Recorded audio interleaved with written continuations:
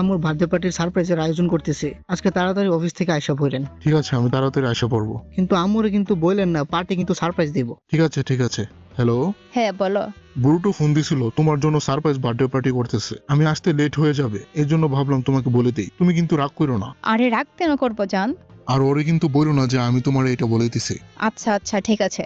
আরে আব্বু, surprise birthday party কোন রুমে করবা বলে দাও, আমি স্পাই করে ফেলি। আপনি কিভাবে জানলেন পার্টির বিষয়ে? তোমার আব্বু বলছে। আরে ওনারে মানা করছিলাম। চলো তাহলে আমি স্পাই করে ফেলি। আর তোমার আব্বুরে বললো না যে আমি তোমাকে বলে দিছি যে উনি আমাকে বলে দিছে। হ্যালো, আব্বু আমি মানা করছিলাম যে আম্মুকে বললেন না।